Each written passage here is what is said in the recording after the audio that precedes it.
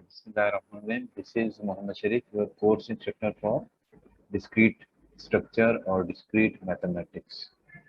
So we are going to continue lecture third. ये तीसरे lecture है ना आपको इंशाल्लाह. पार्टिसिपेंट तकरीबन काफ़ी स्टूडेंट आ गए. पूरे स्टूडेंट नहीं आते आपके, शायद ही किसी क्लास में आए होंगे. एनी आओ. अच्छा बेटा, क्लासों को रिवाइज करना, आप खुद भी स्नैपशॉट लें, लिखते भी जाएं, वीडियो आपको मिल जाए, स्लाइडें मिल जाए, तब इस्तेमाल करें. लेकिन इस दौरान जब आप क्लास ले रहे हैं, एक रजिस्टर अपने सामने रखिए, कॉपी, और नोट करते जाइए, इससे आपको फायदा होगा इंशाल्लाह. तो मेरी आवाज़ साफ सुनाई दे रही है सबको? कोई इशू, कोई प्रॉब्लम? नो सर, सही आवाज आ रही है. ठीक है. सैमुर, आपकी अपनी आवाज़ बहुत स्लो है. एनी आओ.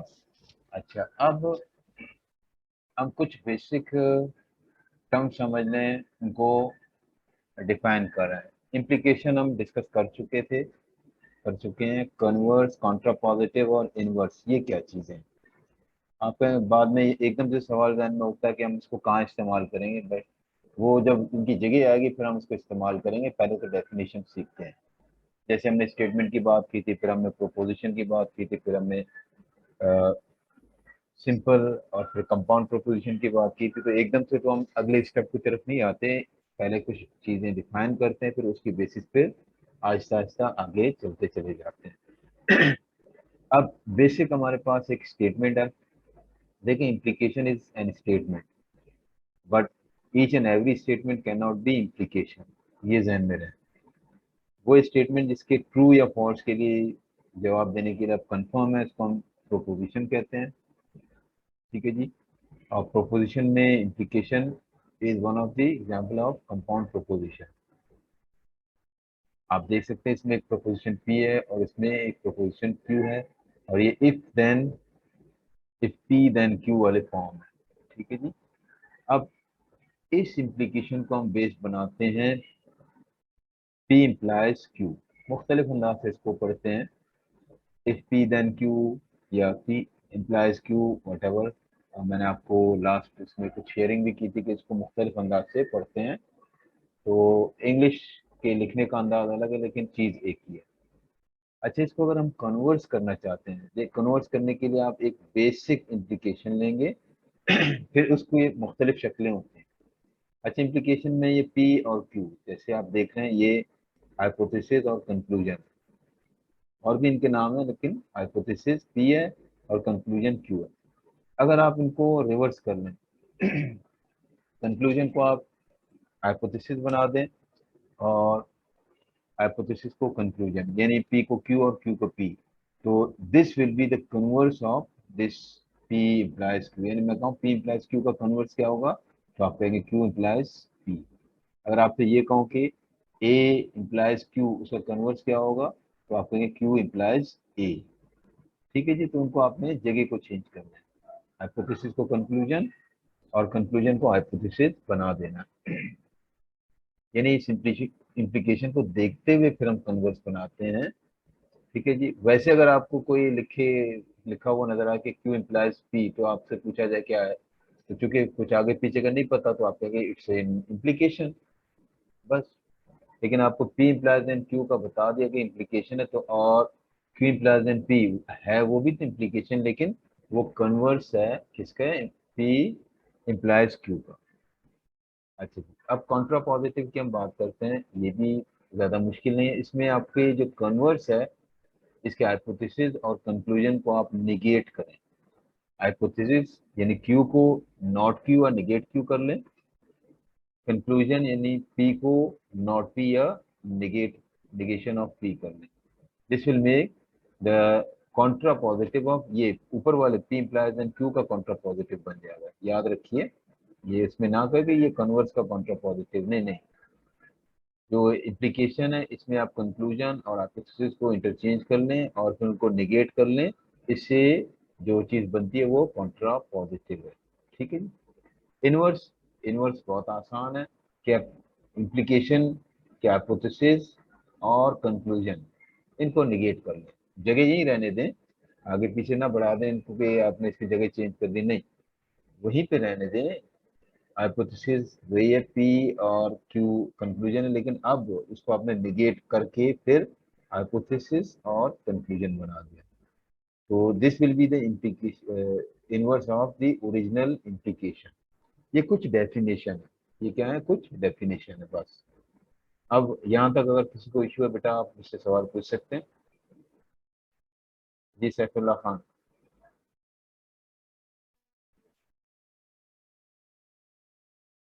तो मैंने डेफिनेशन वाइज इम्प्लीकेशन को हम डिस्कस कर चुके हैं। उसके बाद कॉन्वर्स, कॉन्ट्रापॉजिटिव और इनवर्स को हमने डिस्कस किया। अब अगर एक इम्प्लीकेशन है, इम्प्लीकेशन क्या है, वो असल में एक स्टेटमेंट ही है और कंपाउंड प्रोपोजिशन है।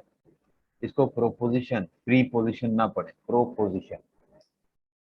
तो if then, if P then Q. अब इस इम्प्लीकेशन एग्जांपल को आप देखिएगा। If it rains today then I will stay at home. ये जुमला आपको दे दिया गया। ये इम्प्लीकेशन है किस फॉर्म में, इफ पी देन क्यू। ऐसे ही है ना। इट रेन्स टुडे, उसको आप पी समझ लें। आई विल स्टे एट होम, उसको क्यू समझ लें। अब आपने इसको, इसका कन्वर्स बनाना है, कॉन्ट्रा पॉजिटिव बनाना है और इनवर्स बनाना है। कन्वर्स में क्या करेंगे, पी और क्यू को इंटरचेंज कर देते हैं। अब क्यू आपके पास है, I will stay at home, तो उसको आप शुरू में ले आइए पी की जगह। If I will stay at home और पी इट रेन्स टुडे, उसको बाद में ले जाइए, देन इट रेन्स टुडे। ठीक है जी। कन्वर्स कैसे बनाएंगे, पी को क्यू और क्यू को पी, लेकिन किस पी और किस क्यू को, तो वही आपके पास है कि इम्प्लीकेशन गिवन होगी, उसी का कन्वर्स आप बनाएंगे। फिर इसका कॉन्ट्रा पॉजिटिव बनाएंगे। कॉन्ट्रा पॉजिटिव बहुत आसान है। कन्वर्स में आप जो क्यू और पी है उसको निगेट कर लें। तो इसमें है I will stay at home, तो आप इसको I will not stay at home, और इसको भी निगेट कर लें। Then it does not rain today. ठीक है जी। बिल्कुल इसी चीज को मद्देनजर रखते हुए पी और क्यू को, जो कि एग्जाम्पल में गिवन है, आप इनवर्स बना दीजिएगा। इनवर्स में हम क्या करते हैं, पी और क्यू को सिंपली निगेट कर देते हैं। ठीक है जी। इनवर्स में हम पी जो गिवन है ओरिजिनल स्टेटमेंट में, प्रोपोजिशन में, इम्प्लीकेशन में, उसको आप नॉट पी या निगेशन ऑफ पी कर लें, और क्यू को नॉट क्यू या निगेशन ऑफ क्यू करें। ठीक है जी। तो if it does not rain today, देखो मैंने रेन्स टुडे को डज नॉट रेन लिख दिया। ठीक है जी। निगेशन यही मतलब तो है। I will stay at home, इसको आपने आई will not stay at home ये कर दिया। ठीक है। तो ये आइडिया क्लियर हुआ बेटा। मुझे थोड़ा सा रिप्लाई दें, फिर हम आगे चलते चले जाएंगे। जी रिप्लाई दीजिए प्लीज। सिंपल डेफिनेशन है और एक एग्जाम्पल है। सर क्लियर है। ठीक है जी। अच्छा जी। तो अब हम आगे जाते हैं इसको मजीद समझने के लिए। कुछ चीजें ऐसी फैक्ट्स हैं, फैक्ट्स क्या बता रहे हैं आपके कि implication and contra positive both are equivalent. Implication और कॉन्ट्रा पॉजिटिव, यानी कोई आप इम्प्लीकेशन ले लें और उसका कॉन्ट्रा पॉजिटिव ले लें, तो लॉजिकली ये इक्विवेलेंट है। आप कहेंगे सर कैसे, देखें हम P और Q ये इनपुट है ना, और P implies देन Q, उनसे बन के ये हुआ output. Individually P, individually Q, they are input, और P implies then Q, this is the output। तो मैं अगर ट्रुथ टेबल बनाऊंगा तो मैं एक कॉलम में P लिखूंगा, एक कॉलम में Q, और जो आउटपुट कॉलम में P implies then Q यानी P एरो Q लिख दूंगा। फिर पी क्यू की जो पॉसिबल वैल्यूज हैं ट्रू फॉल्स की फॉर्म में लिख दूंगा, और उनके corresponding P implies then Q की वैल्यू लिख दूंगा। अब जब मैं ये कहता हूँ कि implication and contra positive are equivalent, इसका मतलब अगर मैं एक और कॉलम बना दूं जिसमें negation of Q implies negation of P, इसका रिजल्ट लिख दूं, तो वो रिजल्ट बिल्कुल सेम होगा पी इम्प्लाइज देन क्यू की तरह होगा। अब ये कैसे होता है देखते हैं। ट्रुथ टेबल आपके सामने है। इम्प्लीकेशन हम कॉन्ट्रा पॉजिटिव कन्वर्स, तो अच्छा बेटा आप मेरे साथ हैं, कोई आवाज नहीं आ रही आप सबकी किसी की। सरोज, सुन रहे हैं आप लोग? जी सर, आ रही है आवाज, आ रही है जी सर। यस सर सुन रहे हैं। थोड़ा वहम होने लगा, पता नहीं ये बच्चे चले गए। तो ट्रू टेबल हम कैसे बनाते हैं? अब देखिए, ट्रू टेबल एक लंबी चौड़ी, आपको ट्रू टेबल का मैंने तस्करा किया इससे पहले, मैंने डीएलडी का इसलिए पूछा कि डीएलडी में भी हम ट्रू टेबल बनाते हैं। बनाए होंगे आपने ट्रू टेबल अब तक, एंड नॉट और इस तरह गेट्स के आपने बनाए होंगे, एक्स और एक्स नॉर। मुझे बता दो ताकि मुझे आइडिया हो, तो उसी लिहाज से मैं आपको अ, लेके चलूं। जी मुजम्मिल। सर डीएलडी में तक हम ट्रूथ टेबल तक नहीं पहुंचे हैं। सर ने जो है सिर्फ हमें थोड़ा सा जो है ना बेसिक एक्सप्लेन किया है अब तक। एक मिनट, आपको मैं स्लो है मेरा स्पीकर। हाँ जी, दोबारा बताइए बेटा। सर डीएलडी में जो है अब तक हम ट्रूथ टेबल पर नहीं पहुंचे, अब तक सिर्फ हमने जो है वो बेसिक स्टार्ट किया है। 2-3 क्लासेस तो होंगी है ना आपकी, 2 या 3? सर आई थिंक 2 क्लासेस हुई हैं अब तक हमारी, 2 या 3, इससे ज्यादा नहीं हुई हैं। चले खैर, उसमें इंशाल्लाह उनकी वजह से हमारा कोर्स आसान होगा, हमारी वजह से उनको सपोर्ट मिलेगी। तो ट्रू टेबल जब बनाते हैं तो हम पहले इनपुट के कॉलम बनाते हैं और फिर आउटपुट के कॉलम बनाते हैं।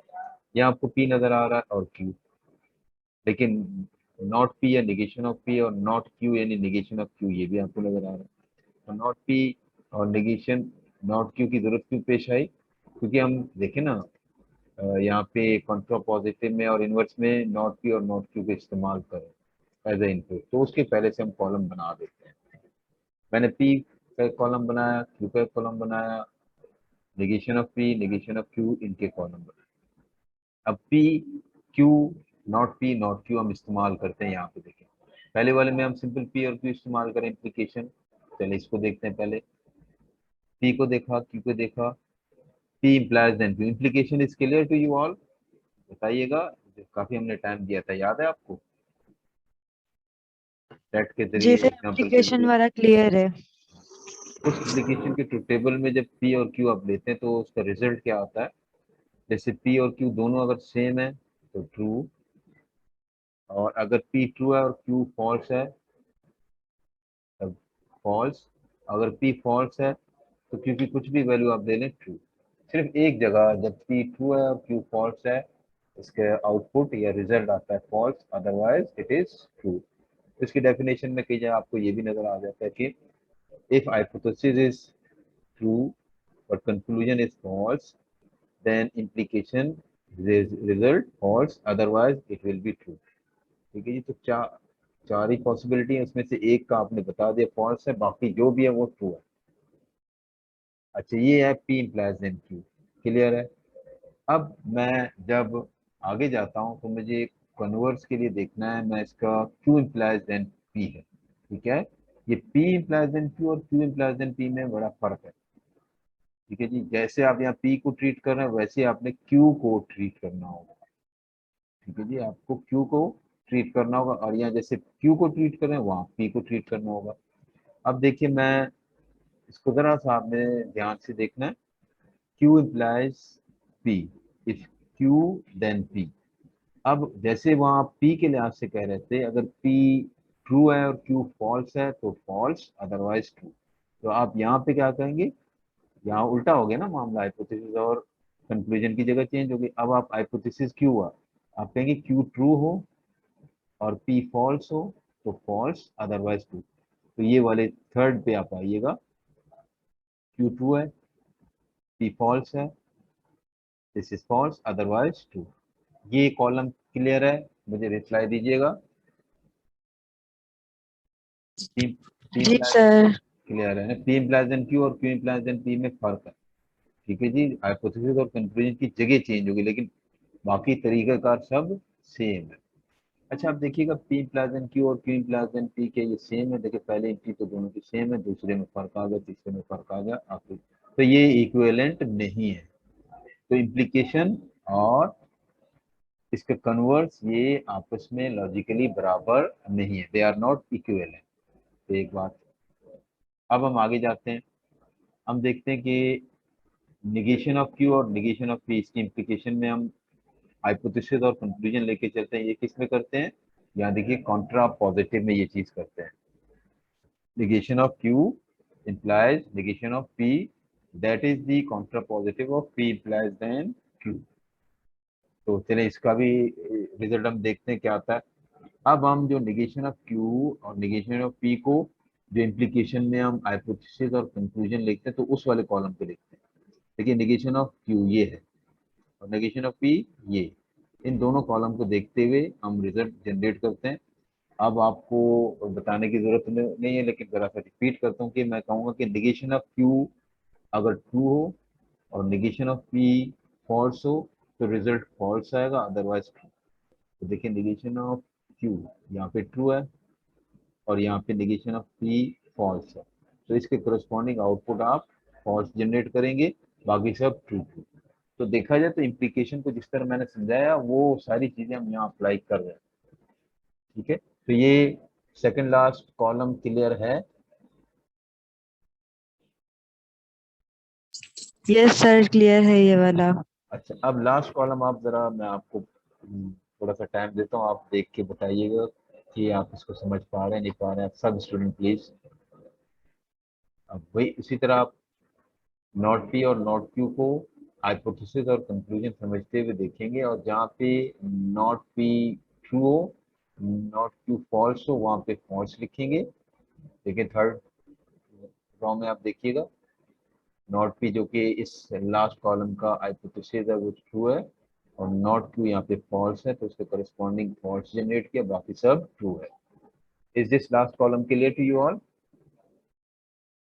अब हम देखते हैं कि ये हमारे पास चार कॉलम है, फिफ्थ सिक्स सेवन एट। तो फिफ्थ में इम्प्लीकेशन है, सेकंड में आपके पास कॉन्वर्स है, फिर इनवर्स है। नहीं मैं अगर देखो मुझे भी ये चीजें याद नहीं रहती। कॉन्वर्स है, कंट्रा पॉजिटिव है, फिर आखिर में इनवर्स है। ठीक है जी, इम्प्लीकेशन इम्प्लीकेशन कन्वर्स कंट्रा पॉजिटिव और इनवर्स।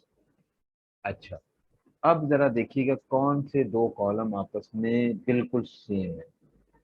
जो लास्ट फोर कॉलम में से इम्प्लीकेशन को देखिएगा ट्रू फॉल्स ट्रू ट्रू, तो कंट्रा पॉजिटिव को देखिएगा true false true true, same है ना बिल्कुल, यानी सेम इनपुट पे ये सेम आउटपुट जनरेट कर रहे हैं। तो इसलिए फैक्ट्स में आप देखिएगा implication and contrapositive both are equivalent. Implication and contrapositive both are equivalent, ये आपको लिखा हुआ नजर आ रहा है। इसकी वजह क्या है कि सेम आउटपुट पर ये बिल्कुल सेम इनपुट पर ये बिल्कुल सेम आउटपुट जनरेट कर रहे हैं, और इसको जब देखते हैं तो तमाम पॉसिबल इनपुट को देखने के बाद आप डिसाइड करते हैं। ऐसे नहीं आपने कहा कि एक पे तो सही हुआ दूसरे पे गलत है तब भी चलो 50% इक्विवेलेंट है वगैरह, ऐसा कुछ नहीं। अच्छा, दूसरी line converse and inverse both are equivalent. तो कन्वर्स आपका ये कॉलम है, सिक्स कॉलम है, और लास्ट कॉलम है वो इनवर्स का। अब देखिए ये भी आपको बिल्कुल सेम नजर आ रहे हैं, ट्रू ट्रू फॉल्स ट्रू, यहाँ पे ट्रू ट्रू फॉल्स ट्रू, ये लॉजिकली इक्विवेलेंट है। इक्वल नहीं है लेकिन लॉजिकली इक्विवेलेंट है, यानी सेम इनपुट पे सेम आउटपुट जनरेट करते हैं। और इसको थोड़ा सा अगर आपने समझना है कि आपने अपने घर से यहाँ आना है तो आपको 10 मिनट लगे, आप एक बाइक पे आ जाएं आपको 10 मिनट लगे, आप गाड़ी पे आ गए 10 मिनट लगे, तो टाइम के लिहाज से दोनों इक्विवेलेंट हो गए, टाइम कंजम्पशन के लिहाज से दोनों इक्वल। अच्छा जी, ये लास्ट आपके given neither converse nor inverse is equivalent to implication. तो कन्वर्स और इनवर्स इम्प्लीकेशन के बराबर नहीं। कन्वर्स ये आखिरी वाला इनवर्स है और सेकंड आपका कन्वर्स है। ठीक है जी, तो ये this column and this column ये आपस में तो बराबर है लेकिन इम्प्लीकेशन के बराबर नहीं है, तो दोनों इम्प्लीकेशन के बराबर ये इक्विवेलेंट नहीं। Is this suitable true? Clear to you? Please reply. Clearly reply. Yes sir. Clear है बेटा? Yes yes sir. सर। आगे चलते हैं। अच्छा, होमवर्क प्रॉब्लम में इससे थोड़ा सा हम पीछे जाते हैं। देखिए एग्जांपल में जब मैंने कहा था if it rains today then I will stay at home, ये एक इम्प्लीकेशन है, इसका कन्वर्स नीचे कॉन्ट्रा पॉजिटिव और इनवर्स वर्ड फॉर्मेट में या इंग्लिश के फॉर्मेट में लिखा हुआ आपको नजर आ रहा है। अब इसी तरह आपने इस होमवर्क प्रॉब्लम को करना है। State the converse contrapositive inverse of the following statement, these are the statements which are implication. तो आपने इनको उसी तरह पी और क्यू लेते हुए और इनके कन्वर्स, कंट्रापॉजिटिव, इनवर्स जनरेट करने हैं दोनों स्टेटमेंट के। तो मैंने आपको बता दिया कि स्टेटमेंट आपकी प्रोपोजिशन हो सकता है या नहीं हो सकता, लेकिन प्रोपोजिशन डेफिनेटली स्टेटमेंट है। अच्छा जी, बाई कंडीशनल ऑपरेटर, जब हमने बात की थी ना कंडीशनल ऑपरेटर की, अगर आपको मैं अगर पीछे ले जाऊं तो पिछले से पिछले क्लास में या 12वीं क्लास में जब हम पढ़ रहे थे तो हमने निगेशन, कंडक्शन, डिस्टिंक्शन, एक्सक्लूसिव और इंप्लीकेशन और बाई कंडीशनल की बात की थी। तो ये वही बाई कंडीशनल ऑपरेटर है जिसको हम अभी डिस्कस करने जा रहे हैं शायद।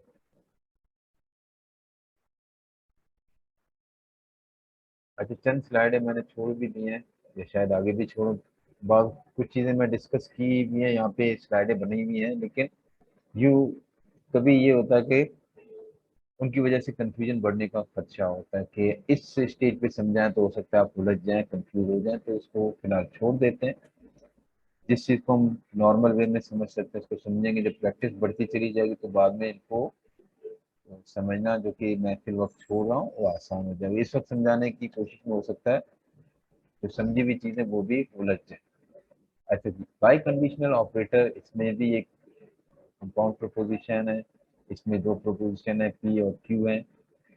अब इसको बाई कंडीशनल इसलिए कहते हुए आप जैसे इफ पी देन क्यू और इफ क्यू देन पी दोनों को मर्ज कर देते हैं, इफ पी देन क्यू और इफ क्यू देन पी, तो ये बाई कंडीशनल ऑपरेटर कहने की ये वजह है। अच्छा, ये इसकी लॉजिक क्या है? P biconditional Q is true whenever the truth value of P and Q are same। देखिए P और Q की जब वैल्यू सेम होते हैं तो फिर आंसर आपका या रिजल्ट ट्रू आता है। अगर सेम ना हो, एक ट्रू एक फॉल्स हो, तो आंसर फॉल्स आता है। चलिए इसकी मिसाल जैसे नॉर्मली बहुत आसान है कि मैं पाकिस्तान में रहता हूँ, मेरे मुल्क का नाम पाकिस्तान है, या इसको सिंपल करें मैं पाकिस्तानी हूँ और मेरे मुल्क का नाम पाकिस्तान है। तो ये स्टेटमेंट है। अगर कोई आदमी जो पाकिस्तान में ना रहता हो वो कहेगा मैं पाकिस्तानी नहीं हूँ, मेरे मुल्क का नाम पाकिस्तानी नहीं है। तो अगर मैं इस स्टेटमेंट को सिंपल फॉर्म में ले चलूँ, ओरिजिनल फॉर्म में, तो इसका मतलब है मैं पाकिस्तान में रहता हूँ पी, मैं पाकिस्तानी हूँ क्यू। तो पी की वैल्यू ट्रू लेंगे तो इसका मतलब मैं पाकिस्तानी हूँ या पाकिस्तान में रहता हूँ। बहरहाल ये जुमले आगे पीछे हो तो उसमें कोई आप परेशान ना हो। मैं पाकिस्तान में रहता हूँ ट्रू और मैं पाकिस्तानी हूँ ट्रू। लेकिन अगर मैं कहूँगा मैं पाकिस्तान में नहीं रहता हूँ और मैं पाकिस्तानी नहीं हूँ, तो दोनों की वैल्यू मैं फॉल्स ले रहा हूँ। ये क्लियर है बेटा? मुझे बता दे ताकि थोड़ा सा आगे चलूँ। जी जी, जो मैं समझाने जा रहा हूँ बाई कंडीशनल ऑपरेटर, जब मैं ये कहता हूँ मैं पाकिस्तान में रहता हूँ और मैं पाकिस्तानी हूँ, इसका मतलब दोनों स्टेटमेंट की ट्रू वैल्यू को मैं ले रहा हूँ। तो statement overall will be true, मैं पाकिस्तान में रहता हूँ, मैं पाकिस्तानी हूँ, ट्रू, दोनों को कंबाइंड करेंगे। और मैं कहूँ कि मैं पाकिस्तान में नहीं रहता हूँ, यानी जो ओरिजिनल को मैंने निगेट किया, फॉल्स किया, और मैं पाकिस्तानी नहीं हूँ, यहाँ पर भी मैंने इसको फॉल्स किया। जब कोई बंदा पाकिस्तान में रहता ही नहीं, वो पाकिस्तानी भी नहीं है, तो ओवरऑल सही तो कह रहा है। ठीक है जी, तो दोनों वैल्यू को फॉल्स ले चले तो कंपाउंड प्रोपोजिशन, जिसको बाई कंडीशनल कहते हैं, proposition is true, otherwise it is. अब ये मैं कहूँ कि मैं पाकिस्तान में रहता हूँ, मैं अपने लिहाज से कह रहा हूँ, आप मुझे जानते हैं, मैं पाकिस्तान में रहता हूँ और मैं पाकिस्तानी नहीं हूँ। आपने कोई और शरीयत वाले भी रहते हैं, लेकिन फिल वक्त मैं अपने आप को पेश कर रहा हूँ। मैं ये कहूँ कि मैं पाकिस्तान में रहता हूँ और मैं पाकिस्तानी नहीं हूँ। ठीक है जी, तो ये वो कॉन्ट्रडिक्शन है। या फिर वो कोई आदमी ये पाकिस्तान में बैठ के आपसे काम बात कर रहा है कि मैं पाकिस्तानी हूँ लेकिन मैं पाकिस्तान में नहीं रहता, तो तब भी कॉन्ट्रडिक्शन है। तो बाई कंडीशनल ऑपरेटर, ये कुछ कंडीशन के लिहाज से आप इसकी एग्जांपल देते हैं। बाई कंडीशनल ऑपरेटर में हम एक एग्जांपल ये भी देते हैं, अगर बिल गेट साहब आपके सामने हूँ और वो आपसे ये कह के मैं बिल गेट हूँ और मैं माइक्रोसॉफ्ट का बानी हूँ या ओनर हूँ या मालिक हूँ, तो मैं बिल गेट हूँ टू, मैं बिल गेट हूँ और मैं माइक्रोसॉफ्ट का ओनर हूँ, दूसरा स्टेटमेंट भी ट्रू, तो ओवरऑल ट्रू। लेकिन वो कहे कि मैं बिल गेट हूँ और वो ट्रू हो, यानी बिल गेट साहब खुद आपसे कह रहे हैं कि मैं बिल गेट हूँ, यानी वो ट्रू कह रहे होंगे। और ये कहेंगे मैं माइक्रोसॉफ्ट का ओनर या बानी वगैरह नहीं हूँ, तो फिर वो गलत हुई बात, तो दोनों को कंबाइन करेंगे तो इट विल बी फॉल्स। लेकिन बिल गेट साहब कोई भी साहब हो और वो बिल्कुल सही कह रहे हो कि मैं माइक्रोसॉफ्ट का ओनर हूँ लेकिन मैं बिल गेट नहीं हूँ, एक बात तो उन्होंने ओनरों वाली ट्रू में ले ली ओरिजिनल स्टेटमेंट के बिल मुताबिक, लेकिन दूसरे को फॉल्स करार दे रहे हैं, तो क्या ये मुमकिन है? ऐसा मुमकिन नहीं, तो फॉल्स। तो बाई कंडीशनल ऑपरेटर में अगर ट्रुथ टेबल की बात करेंगे आप, P by conditional Q when both value are same for P and Q, either true true or false false, the result will be true otherwise false। ये इसकी logic है। तो एक आध एग्जांपल से मैंने आपको समझाने की कोशिश की। Is this by conditional operator clear to you all? बोले। यस सर क्लियर है। Yes sir. अच्छा ये बताइए, जब मैं इस ट्रुथ टेबल को देखूं तो डीएलडी के लिहाज से कौन सा ट्रुथ टेबल आपके जहन में आएगा?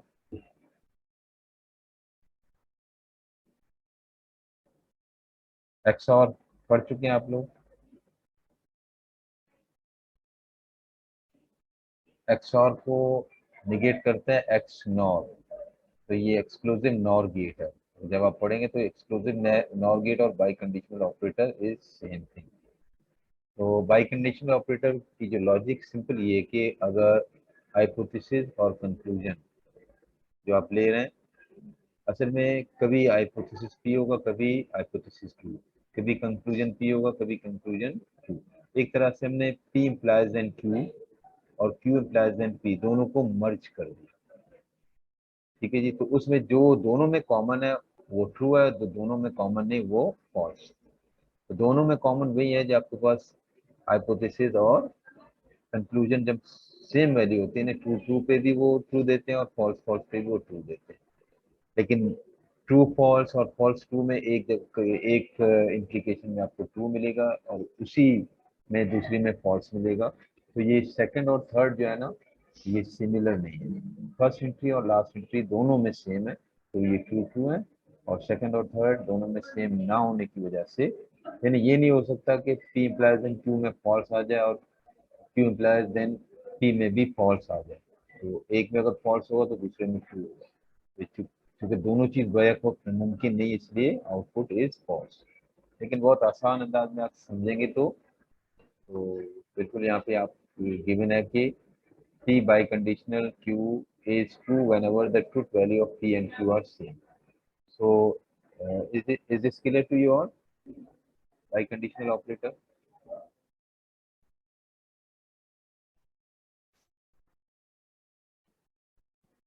अब यहाँ पे आओ P if and only if Q makes sense, तो इसको हमने दो जुमलों को मिला दिया। P if and only if composed of two statements, P if Q and P only if Q। इन दोनों को आपने मिला दिया, मिक्स कर दिया आपने। P only if सर आप देखते हैं तो ये P only if ये वही चीज है जो इसके इक्विवेलेंट है, तो इनको दोनों को मिक्स कर दें। P only if Q, if P then Q, और P if Q is equal to if Q then P। इन दोनों को आपने ऐड कर दिया, दिस एंड दिस। तो एक तरह से जो थोड़ी देर पहले मैं आपको बता चुका हूँ, बेसिकली ये P इम्प्लाइज देन Q और Q इम्प्लाइज देन P को हम एंड कर रहे होते हैं, मिला रहे होते हैं। तो ये एंड ऑपरेटर आपको नजर आ रहा है। तो P इम्प्लाइज Q और Q इम्प्लाइज P। अब अगर आपको इसके ट्रुथ टेबल को और ज्यादा डिटेल में समझना है तो आप P Q लिख दीजिएगा, फिर एक कॉलम में P इम्प्लाइज देन Q का कॉलम बना दीजिएगा, फिर Q इम्प्लाइज देन P का कॉलम बना दीजिएगा, फिर आप इन दोनों को जो कि अलग कॉलम है इनको ऐड कीजिएगा, तो आप देख लेंगे आपको यही चीज बनती हुई नजर आएगी। ठीक है जी, तो इसको बहुत आसान अंदाज में समझाने की कोशिश की। तो टेबल भी आपके सामने है, स्टेटमेंट भी आपके सामने है और इसके एनालिसिस भी आपके सामने है। जी बेटा। ठीक है जी। अब रिप्रेजेंटेशन इसको मैं फिलहाल छोड़ना चाहूंगा, लेकिन डिस्प्ले कर दूंगा कि जैसे हमारे पास ये स्टेटमेंट है ना, बाई कंडीशनल स्टेटमेंट को हम इस तरह लिख देंगे P if and only if Q. तो इसको किसी और अंदाज से भी लिखते हैं, बिल्कुल और अंदाज से भी लिखते हैं, और ये तीन अंदाज आपके सामने है। P is necessary and sufficient for Q and vice versa. If P then Q and conversely P if Q। ये तीनों चीजें यहाँ पे इंग्लिश सेंटेंस जो गिवन है ये P if only if Q के तीन फॉर्म है। ठीक है जी। तो आपने P if only, P if and only if Q के बिल्कुल इनको मिला दें, चाहे इस अंदाज से कह दें, चाहे ये तीन स्टेटमेंट है इस अंदाज से कह दें। तो एक ही चीज को, एक ही स्टेटमेंट को अलग अलग अंदाज में लिखते हैं इंग्लिश में। तो यहाँ पे इसको भी डिस्प्ले कर दिया गया। Let p be a proposition you get promoted and let q be a proposition you have connections. देखिए पी और क्यू को आपने अलग अलग कर दिया। अब इसकी बाय कंडीशनल ऑपरेटर के लिहाज से बाय कंडीशनल स्टेटमेंट आप कैसे लिखेंगे? Then P by conditional Q is the statement you get promoted. P if and only if, फिर Q you have connection. You get promoted if and only if you have connection. तो proposition जुमला आपको given है, इसमें P और Q को की value given है, और इसको बाई कंडीशनल फॉर्म में आपने रिप्रेजेंट करना है, तो आप इस तरह लिख सकते हैं। तो बेटा इस स्लाइड पे जरा से देखिएगा, अगर कोई इशू है पूछिएगा जी। All student please.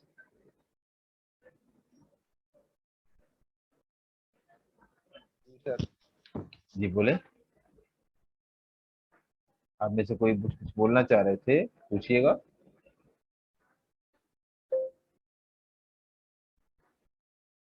जी पूछिए बेटा। चले आगे चलते हैं। तो उसी तरह जब हमने हर टॉपिक को समझने के बाद उसके थोड़े से प्रैक्टिस के लिए होमवर्क प्रॉब्लम है, तो ये भी होमवर्क प्रॉब्लम है। Write each of the following proposition in of the form P if and only if Q. तो ये गिवन है आपके पास, if you read newspaper every day you will be informed and conversely. ठीक है जी। देखिए आपने आपसे अर्ज किया था कि इसको लिखने के तरीके हैं, जैसे if P then q and conversely. तो ये स्टेटमेंट जो गिवन है वो इस फॉर्म में है, if you read newspaper every day you will be informed and conversely. तो इसका मतलब है ये if P and only if Q वाली फॉर्म को हमने और किसी और अंदाज से लिखा। तो अगर आपको यहाँ पे रिप्रेजेंटेशन याद रहे और उसकी समझ आ जाए, तो आपको फौरी तौर पर ये पी बाई कंडीशनल क्यू इसी फॉर्म की स्टेटमेंट इसको समझ लें।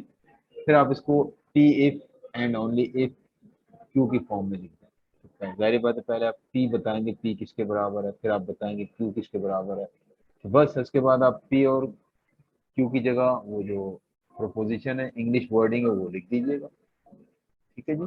तो बेटा ये क्लियर है, होमवर्क कर दें, ये आपके एग्जाम के लिहाज से बहुत इंपॉर्टेंट चीज़ें हैं। इस कोर्स में आपको यानी हर पहले भी शायद बेसिक इलेक्ट्रॉनिक्स में भी मैंने हर टॉपिक के साथ साथ उसकी रिलेटिव जो प्रॉब्लम है प्रैक्टिस के लिए देता रहा हूँ। तो ये यहाँ पर भी यही चीज़ हम फॉलो कर रहे हैं, होमवर्क प्रॉब्लम हम साथ साथ दे रहे हैं, ताकि जो टॉपिक आपने पढ़ा समझा है उसको मजीद के क्लियर है या नहीं, ये आपको प्रॉब्लम सॉल्व कर आपस में शेयर कीजिएगा। जब क्लियर हो जाए फिर आगे जाइए। ठीक है जी। This ends our lecture number 3 की। असल में लेक्चर 2 में हमें कवर करना था, तो अब हम इससे अगले पार्ट को जो लेक्चर 3 यानी आज के लेक्चर में शुरू करना था उसको देखते हैं। Precedence of logical operator. आप इससे पहले प्रोग्रामिंग में पढ़ चुके हैं कि हमारे पास ऑपरेटर हैं, जैसे मैथमेटिकल ऑपरेटर हैं, एडिशन है, सब्ट्रैक्शन है, मल्टीप्लिकेशन है, डिवीजन है, इसके अलावा फिर ब्रैकेट है। तो उसमें से किसी की प्रेसिडेंस ज़्यादा होती है और किसी की कम होती है। जिसकी प्रेसिडेंस ज़्यादा होगी तो पहले वो ऑपरेट होता है, और उसके बाद उससे कम प्रेसिडेंस के ऑपरेटर ऑपरेट होता है।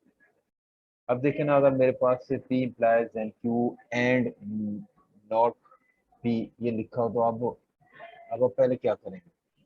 P प्लस देन Q करेंगे, या पहले Q एंड करेंगे नॉट P के साथ ऑपरेटर को, या पहले नेगेशन ऑपरेटर को अप्लाई करेंगे। तो एक तरतीब होनी चाहिए, एक ऐसा सेटअप होना चाहिए कि जो कॉमन हो और जनरल हो, और इस किस्म की प्रोपोजिशन जिसमें एक से ज़्यादा ऑपरेटर हों, तो पहले आप किस ऑपरेटर को अप्लाई करेंगे।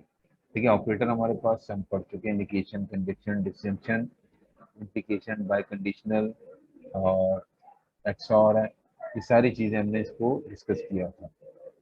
तो अब उसके सिंबल तो होते हैं ना, तो किस ऑपरेटर को पहले हम इस्तेमाल करें, अप्लाई करेंगे। तो ये एक आपके पास प्रेसिडेंस की सबसे हाईएस्ट प्रेसिडेंस जिसकी होती है उसका नंबर 1 है, फिर नंबर 2, फिर 3, फिर 4, फिर 5। सबसे पहले आप निगेशन ऑपरेटर को अप्लाई करेंगे, यानी जो p की वैल्यू है 2 है तो उसको फॉल्स कर दो, फॉल्स है तो ट्रू कर दो, सबसे पहले ये करो।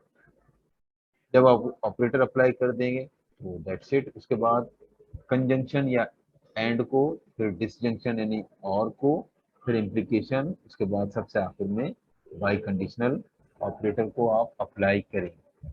तो इस सूरत में हम क्या करेंगे, पहले p की जो वैल्यू होगी उसको निगेट करेंगे, अगर p ओरिजिनली ट्रू है तो उसको फॉल्स कर देंगे, अगर फॉल्स है तो उसको ट्रू कर देंगे। उसके बाद हमारे पास ये निगेशन, चूंकि हमने इसको अप्लाई किया तो इसके साइन को हम हटा देंगे। अब फिर हम देखेंगे हमारे पास इम्प्लीकेशन है और एंड है, तो इन दोनों में से किसको पहले अप्लाई करना है, एंड को या कंजंक्शन को। यानी Q और जो निगेशन ऑफ P का रिजल्ट आए उन दोनों को एंड कर दे। उसके बाद एक वैल्यू आपके पास आ जाएगी जो इसका रिजल्ट होगा, या ट्रू या फॉल्स जो भी है। उसके बाद P और जो रिजल्ट आता है वो सिंपल इम्प्लीकेशन है, उसको आप अप्लाई करते हैं। ठीक है जी बेटे, ये प्रेसिडेंस का टॉपिक क्लियर है। देखिए सबसे पहले ब्रैकेट के लिहाज से अगर हम बात करें, ब्रैकेट अगर कहीं पे आपको नजर आए तो सबसे इनर ब्रैकेट है उसकी प्रेसिडेंस सबसे ज्यादा होती है, या ब्रैकेट है ना, तो इनर ब्रैकेट देखिए सबसे अंदर ब्रैकेट कौन से है जिसमें नेगेशन थी, तो सबसे ज्यादा इसकी, इसको अप्लाई कीजिएगा।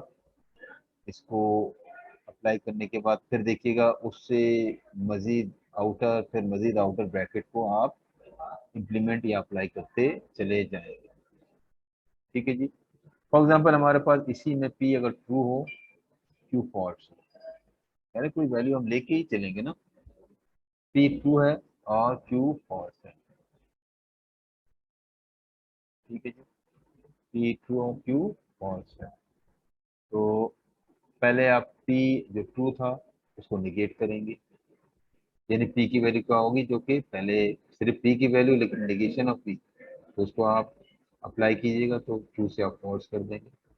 Q की वैल्यू ऑलरेडी आप इनिशियली फॉल्स ही लेके चल रहे हैं, तो ये एंड फॉल्स और फॉल्स को एंड करेंगे, फॉल्स आ जाएगा। एंड में जब ट्रू आता है जब तमाम इनपुट ट्रू, तो यहाँ पे दो इनपुट हैं दोनों फॉल्स हैं, फॉल्स। P ट्रू है इम्प्लीकेशन के लिहाज से, हाइपोथेसिस ट्रू है और कंक्लूजन फॉल्स है, तो रिजल्ट विल बी फॉल्स। तो ये एक एग्जांपल है प्रेसिडेंस ऑफ लॉजिकल ऑपरेटर की। तो यहीं तक हम इस सेशन को रखते हैं, और उसके बाद इंशाल्लाह नेक्स्ट सेशन में हम इससे को कंटिन्यू करते हैं। ठीक है जी।